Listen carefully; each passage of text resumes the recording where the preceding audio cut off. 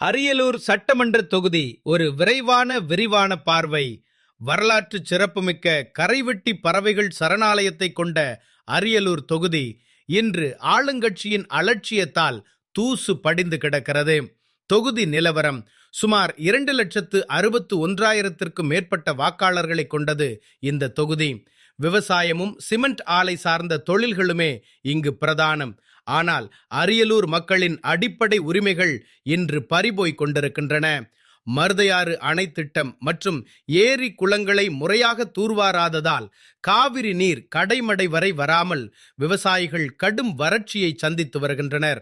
சோளம் மற்றும் நிலக்கடலை பயிரிடும் விவசாயிகளுக்கு வழங்கப்பட வேண்டிய குறைந்தபட்ச ஆதார விலை MSP மற்றும் நேரடி கொள்முதல் நிலையங்கள் முறையாக செயல்படுவதில்லை. கடந்த தேர்தல் வாக்குறுதியில் அறிவிக்கப்பட்ட முந்திரி பதப்படுத்தும் தொழிற்சாலை மற்றும் குளிர்பதன கிடங்கு திட்டங்கள் இன்று வரை காகித அளவிலேயே முடங்கி கிடக்கின்றன.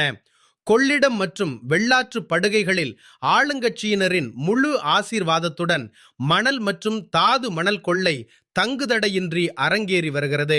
இதனால் நிலத்தடி நீர்மட்டம் அதல பாதாளத்திற்கு சென்றுவிட்டது. அரியலூர் மற்றும் அதன் சுற்றுவட்டார பகுதிகளில் கஞ்சா உள்ளிட்ட போதைப்பொருள் புழக்கம் கட்டுக்கடங்காமல் இருப்பதால் பள்ளி மற்றும் கல்லூரி மாணவர்களின் எதிர்காலம் கேள்விக்குறியாகியுள்ளது. போதை கும்பல்களின் அட்டகாசத்தால் பெண்களுக்கு பாதுகாப்பற்ற சூழல் நிலவுவதாக பொதுமக்கள் கொதிப்படைகின்றனர். அரியலூர் நகரில் நிலவும் கடுமையான போக்குவரத்து நெரிசலை குறைக்க புறவழிச்சாலை பைபாஸ் ரோடு அமைக்கும் திட்டம் பல ஆண்டுகளாக இழுத்தடிக்கப்பட்டு வருகிறது. சிமெண்ட் ஆலைகளால் ஏற்படும் சுற்றுச்சூழல் மாசு மற்றும் சுகாதார சீர்கேடுகளை கட்டுப்படுத்த திமுக அரசு எந்தவித ஆக்கப்பூர்வமான நடவடிக்கையும் எடுக்கவில்லை. வேலைவாய்ப்பற்ற இளைஞர்களுக்காக அறிவிக்கப்பட்ட புதிய தொழிற்பேட்டைகள் இன்னும் வெறும் அறிவிப்புகளாகவே உள்ளன. இந்த தொகுதியின் சட்டமன்ற உறுப்பினர் சின்னப்பா தொகுதி மக்களின் அன்றாட பிரச்சனைகளை தீர்ப்பதை விட ஆளுங்கட்சியின் அதிகார பலத்தை பயன்படுத்துவதிலேயே ஆர்வம் காட்டுகிறார். சிமெண்ட் ஆலைகளிடம் இருந்து பெறப்படும் நிதிகள் முறையாக தொகுதியின் வளர்ச்சிக்கு பயன்படுத்தப்படாமல் ஆளுங்கட்சி பிரமுகர்களின் கல்லாவை நிரப்புவதற்கே செல்வதாக புகார்கள் எழுந்துள்ளன.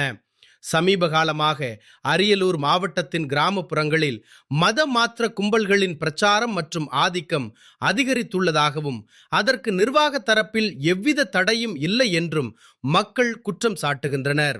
விவசாயிகளின் வேதனை, மணல் கொள்ளை, சுற்றுச்சூழல் மாசு, போதைப்பொருள் கலாச்சாரம் என்பதர்கள் என எல்லாமும் சேர்ந்து மீண்டும் திமுக வேண்டுமா என்ற கேள்வியை அரியலூர் மக்களிடையே பலமாக எழுப்பியுள்ளது. வளர்ச்சி வேண்டுமா? பெண்களுக்கு பாதுகாப்பு வேண்டுமா? போதை ஒழிய வேண்டுமா? மணல் கொள்ளை தடுத்து நிறுத்தப்பட வேண்டுமா? மக்களே சிந்தித்து வாக்களிப்பீர்.